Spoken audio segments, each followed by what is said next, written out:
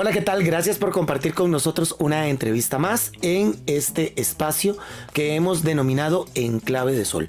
Por lo general, hemos invitado a cantantes, a miembros de grupos musicales a que compartan con nosotros sus experiencias y sus vivencias a partir de ser referentes de la cultura popular de nuestro país. En esta oportunidad queremos seguir reforzando este espacio de cultura que nos pone a todos de una u otra manera pues a bailar, a cantar, pero en esta oportunidad tenemos el interés de rescatar una forma de baile, un baile que ha sido declarado patrimonio intangible de la humanidad, que es nuestro, que es tico y que es el swing criollo.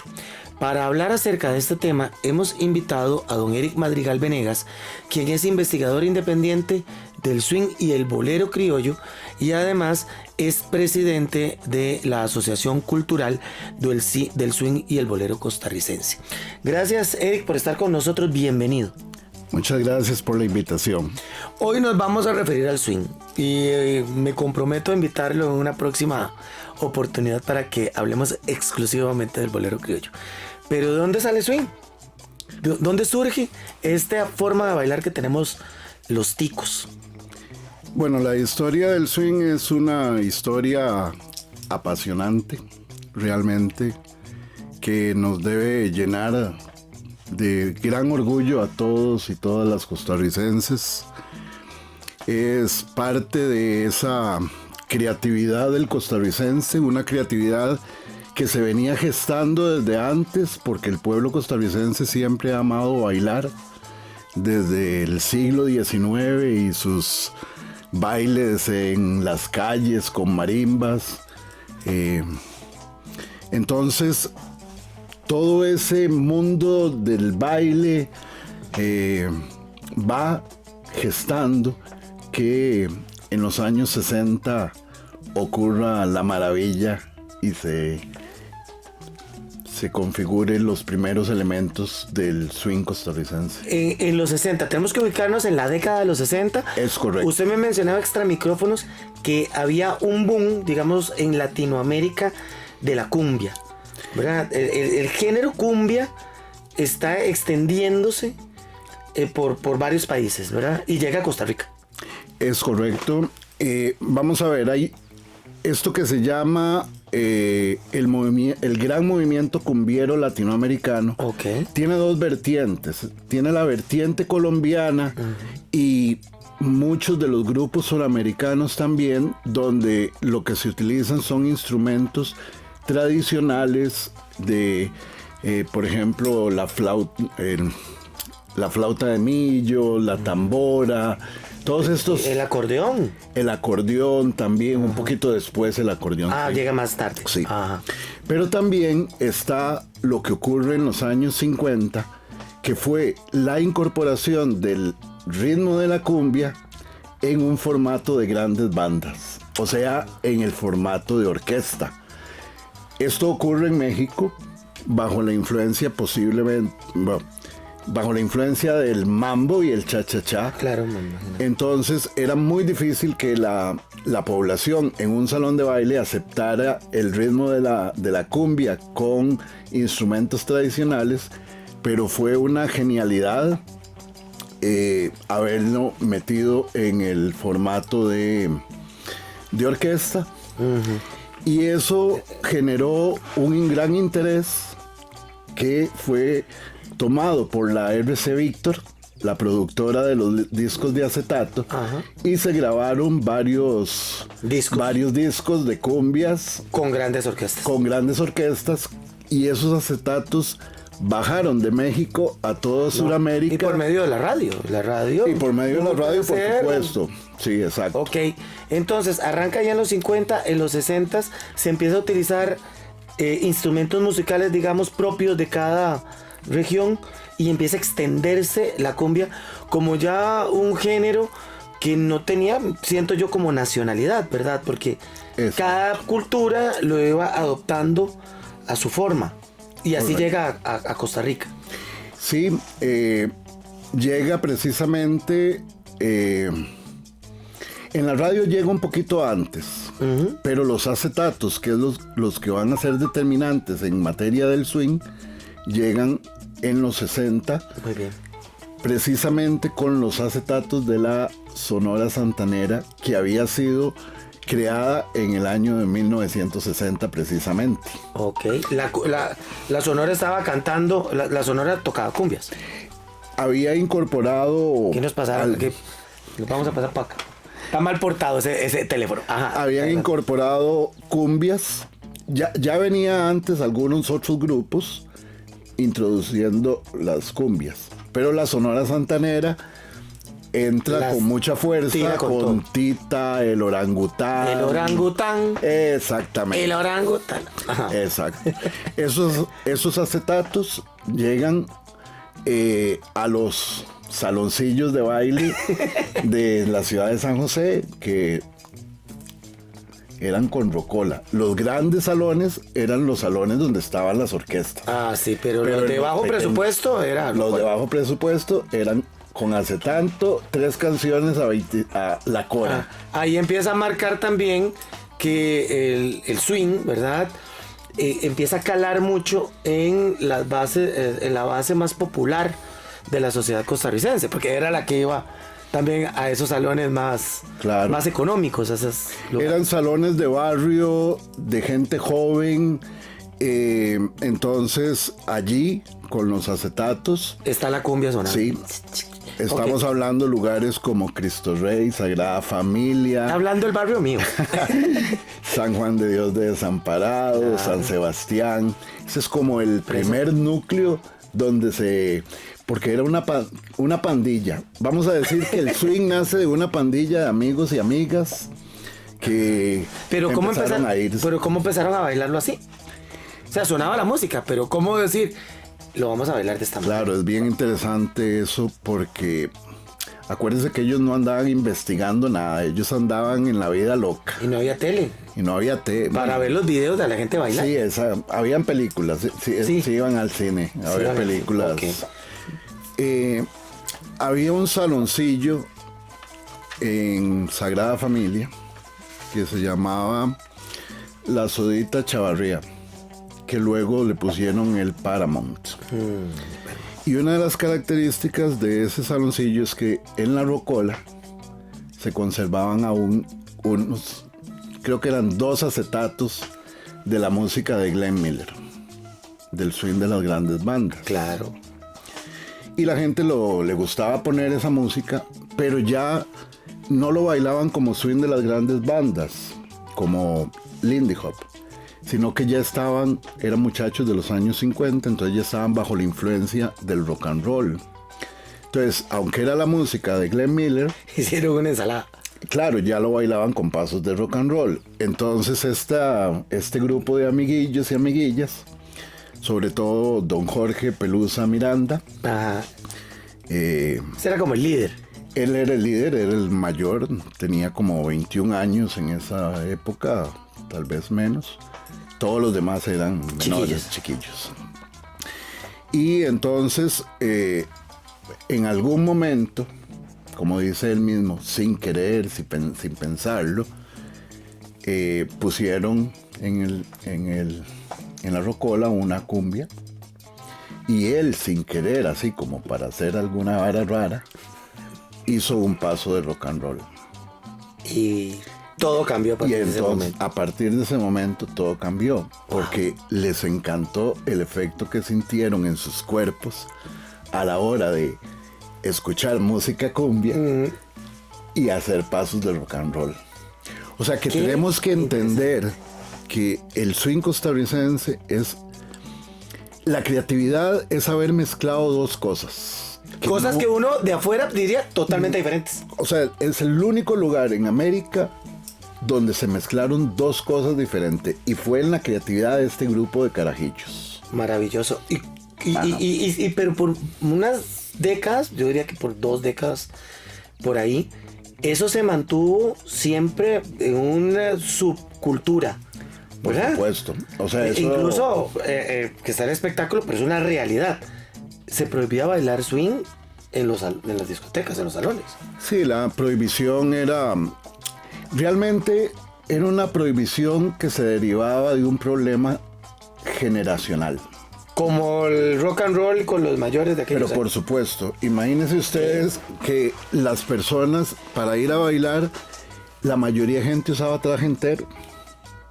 Sí, Las mujeres zapatos, usaban maxifalda.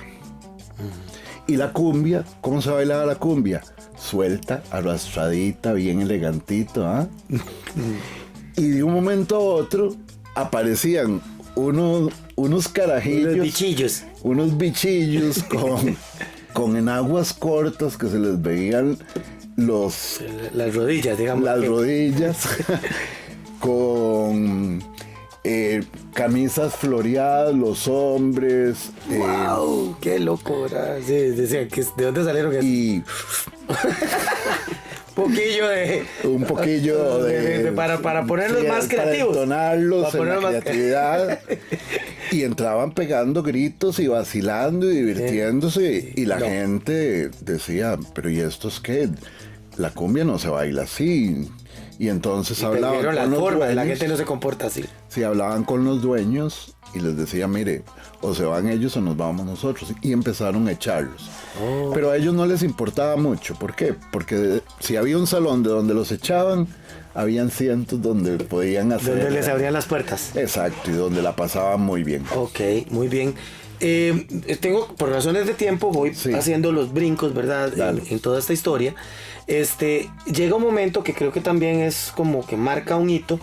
Usted me dirá si hay que devolverse en algo, pero es cuando se declara al swing criollo, en primer lugar, parte por nuestras autoridades nacionales, como parte de la cultura costarricense. Sí. ¿Verdad? Bueno, que después de mucho bregar, ¿verdad? Claro, hiciste un salto bien... Muy alto, muy largo. Bien largote, porque ¿Por qué? hay ciertos hitos importantes previos que van marcando ese proceso que va a desembocar en la declaratoria de... Ok, entonces devolvámonos un poquito. Un poquito, sí. Un poquito. Es muy importante señalar la crisis de Carazo en los años 80 que provoca que muchos de los salones de baile grandotes cierren. Pero los salones del swing sí permanecen porque eran, acordate que... Sí, eran menos gastos operativos. Menos gastos operativos. Y ahí llegaba la chiquillada. Exacto. Y luego la genialidad de un señor llamado Leonardo Perucci que logra llevar a Canal 7 un formato de concurso de baile, sí. De baile que tuvo un gran éxito, se llamaba Los Piratas del Ritmo y nadie se lo perdía, y eso hizo que se generara un interés muy grande de la población costarricense por aprender a bailar swing. Ahí nacen las primeras academias de baile. De baile popular, estamos hablando. De baile popular. Merecumbe, Malecón. Exacto. Sí, que esas fueron dos que se mantuvieron por mucho tiempo. Claro, todas ellas nacieron a finales de los años 80. Y luego sí, bueno, en un lugar de Guadalupe, se llama Carimar. Se concentra. Ahí se ocurren una serie de fenómenos muy importantes para el mundo del swing. Se empieza a meter elementos académicos dentro del salón, entonces se hacen unas cosas que se llamaban los seguimientos de los miércoles, que era súper divertido. Y se empieza a volver un poco, sí, más académico es la palabra. Un poquito, empieza a tener más forma el baile como tal. Exacto. ¿Verdad? Pasos. Exacto. Y ahí entonces está un gran bailarín, un muchachillo joven en ese momento, que atrae las miradas de todas las personas. Es el famoso Daniel Tito Hernández, que empieza a desarrollar una forma de bailar enérgica, fuerte, pero muy elegante, que no se veía en el swing viejo, pero que se volvía sumamente atractivo. Era más estético. Para los... Tenía una estética diferente, tenía una estética que dependió muy fuertemente de él, porque ya él por sí mismo era un excelente bailarín. O sea, en el mundo del swing hubo excelentes bailarines y cada uno fue impartiendo una estética particular. La de Tito es la más moderna, bueno, es la que produce una transición y que llena de entusiasmo a las nuevas generaciones. Qué interesante, ok. Sí. Ya se vuelve atractivo para los más jóvenes. Es correcto. Okay. Además de eso, ocurre también en Carimar la conformación del primer grupo coreográfico que se llamaba La Cuna del Swing, y luego Tito ya desarrolla también su grupo coreográfico que se llama Ex-Tabú. Muy bien. Con los grupos ya coreográficos empieza a surgir la necesidad de presentarlos en tarimas, en otros espacios. En eventos públicos. En eventos públicos nacionales, pero también extranjeros. Y eso va llevando a que doña Ligia Torijano en particular entre en un vínculo muy fuerte con el Ministerio de Cultura, y posteriormente ese vínculo va a gestar que ella sea declarada como... promotora, eso, embajadora. No, ella tiene el Premio Nacional de Cultura Popular, ¿sí? Y a través de ese proceso, ella hace la solicitud al Ministerio para la declaratoria del swing como patrimonio cultural inmaterial. Perfecto. Ahora, Eric, es un resumen muy interesante. Llegamos, me gustaría trasladar eso al tiempo presente. A mí me encanta bailar y voy a bailar. Y en este momento en Costa Rica, los lugares que están teniendo éxito son los lugares donde más ponen swing. Yo creo que ahorita un extranjero viene acá y se lleva la impresión de que nosotros sí, en efecto, bailamos lo nuestro, ¿verdad? Tal vez hace unos años atrás bailábamos salsa, merengue, no estaba la bachata, pero hablamos del bolero, salón y demás, pero ahorita estamos bailando un baile, valga la redundancia, que es muy nuestro. ¿Cómo usted ha llegado al punto de analizar por qué es que estamos viviendo no sé si será como un tercer aire del swing en Costa Rica? Claro, veníamos muy bien después de la declaratoria de Patrimonio Cultural Inmaterial. Se crearon muchas academias, muchos grupos coreográficos, etc. Y todo venía bastante bien hasta que apareció la pandemia. La pandemia fue terrible para el mundo de la cultura, pero para el mundo del swing también. Significó que después de 50 y tantos años, por primera vez, mucha gente no pudiera ir a bailar los fines de semana. Que las nuevas academias quebraran, muchas tuvieron que cerrar. En cuenta la de Tito en Guadalupe, tuvo que cerrar debido ya a la pandemia. Y entonces digamos que veníamos acá y viene una caída libre súper difícil. Lo único que se pudo hacer fue los DJs haciendo transmisiones vía Facebook para que la gente en sus casas pudieran bailar, y aún así les cayó encima a CAM solicitándoles el pago de los derechos. Y te digo, como la comunidad del swing siempre ha sido rebelde, se hicieron algunos bailes privados allá en fincas clandestinos eran los bailes. Yo me enteré de algunos de esos. Exactamente. Nunca fui a ver. Pero digamos que sí, para toda la comunidad, así en un todo, toda la gente que baila swing, fue muy difícil. Y claro, cuando ya pasaron las restricciones, eso fue un bombazo, sí. Un bombazo. El interés de la gente por ir a bailar era gigantesco.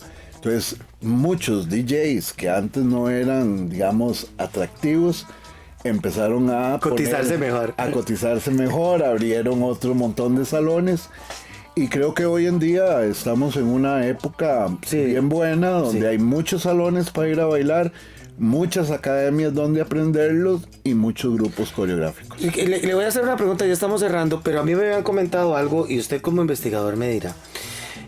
Me decían que hubo una canción que empezó a sonar mucho en la radio y que de alguna manera pues la gente en las discotecas empezó a pedirla, ¿verdad? Y era el famoso garrote, ¿verdad? El garrote chiquito y grandote. La gente empezó a pedirlo porque realmente en las salones de baile no programaban siquiera música para bailar swing, ¿verdad?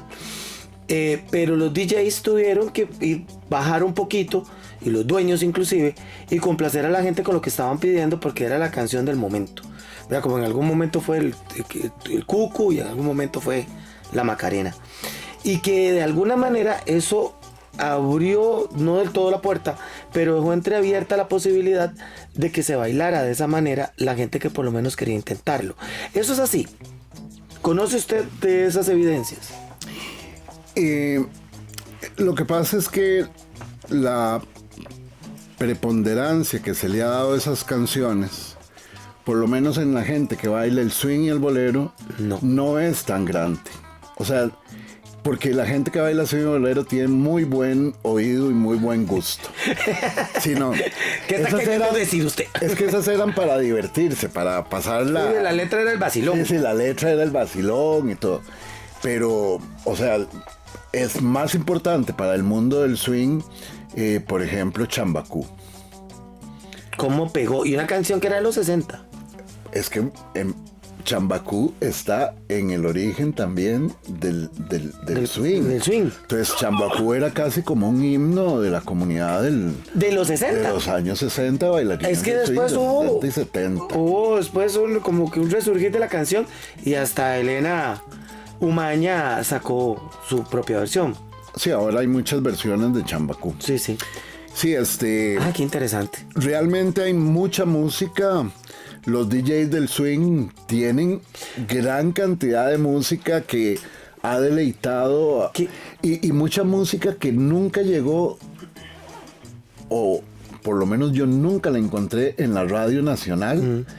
Que muchas cosas que yo las conocí cuando fui a Carimar, y eso que a mí me gustaba mucho oír música, pero había, por ejemplo, yo nunca oí La Pava Congona, nunca había oído un montón de cumbias que las conocí en Carimar. Porque tenemos la creatividad de los bailarines, pero luego con el resurgimiento, bueno, con el surgimiento de los DJs, el equipo tecnológico, tenemos la creatividad de la música swing, bueno, para bailar swing, la música para bailar swing, pero puras mezclas y arreglos de los propios DJs, ¿verdad? Que son DJs también en su mayoría costarricenses, ¿verdad? Sí, en el año como 2018 creo, ya yo venía investigando qué más había en el mundo de la cumbia a nivel latinoamericano, y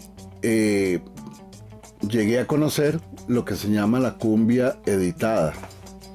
Y por dicha tuve el contacto con un gran DJ argentino, el Barba Dap. Ajá, fuerte la cumbia en Argentina, es muy fuerte. Y él estaba en México, y yo le dije, venite a Costa Rica, porque me parece que esa cumbia editada que estás haciendo suena muy interesante y le puede gustar a los bailarines y bailarinas de swing. Y él vino al país y desarrollamos con la asociación Azumbol, desarrollamos varios talleres para DJs del mundo del swing. Qué bueno. Hicimos varios conciertos, y a partir de ese momento, junto con las tecnologías, como bien lo mencionaste, se ha empezado el proceso de la edición de la cumbia, lo que se llama también cumbia huepa.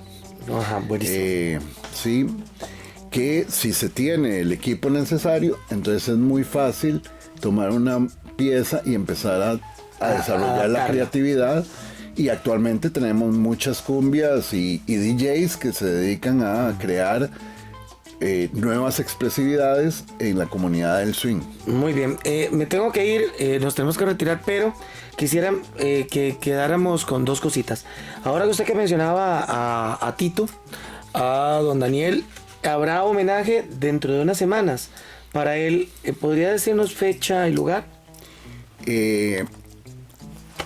Agosto, el 4 de agosto viernes 4 de agosto se va a hacer un fiestón grandote en homenaje a Tito en Salsa 54. Muy bien. Van a haber presentaciones coreográficas, buen baile, buenos DJs y ojalá hasta el amanecer. Muy bien, perfecto. Eso es el 4 de agosto. 4 de Discoteca agosto. Salsa 54 que se ubica en el centro de San José. Y usted tiene eventos, ¿verdad? Bueno, que se hace en la comunidad del swing, que son públicos, se hacen en la Plaza de la Democracia. Por favor, sobre eso. Correcto, se llama El Swing y el Bolero Vive en la Plaza, es un plan de recuperación de espacio público para la cultura y lo importante que tiene es poder bailar en el espacio público para que el transeúnte pueda ver a la gente del swing. Y apuntarse. Claro, y es un lugar, ahí nos ven los diputados, nos ve la gente que va al museo. Entonces la idea es que a partir de eso pues se pueda sentir un efecto educativo, socioeducativo del swing hacia la comunidad que llega a observar a la gente del mundo del swing bailando y la gente se apunta de todas formas. ¿Cuándo? Esos son los primeros miércoles de cada mes si no llueve. Perfecto. Porque si en la Plaza de la Democracia. En la Plaza de la Democracia. Si a las 5 de la tarde está lloviendo, se cancela el evento. Ok. Esa es la norma que tenemos. Gracias por habernos acompañado, por habernos enseñado tanto de esta forma de bailar que tenemos los ticos y que sigue siendo como carta de presentación. Antes era el pura vida, que no tenemos ejército, la biodiversidad, el café, el banano. Ahora tenemos el swing y tenemos el bolero criollo también, que lo decía ahora, en algún momento vamos a tocar ese tema. Y ojalá que este evento para Tito sea todo un éxito y que usted se apunte a aprender a bailar. Yo estoy aprendiendo. Que esté muy bien. Muchas gracias, don Eric. Bueno, muchas gracias a usted Pura por vida. invitarme. Muchas gracias por haber estado con nosotros. Hasta pronto. Hasta pronto.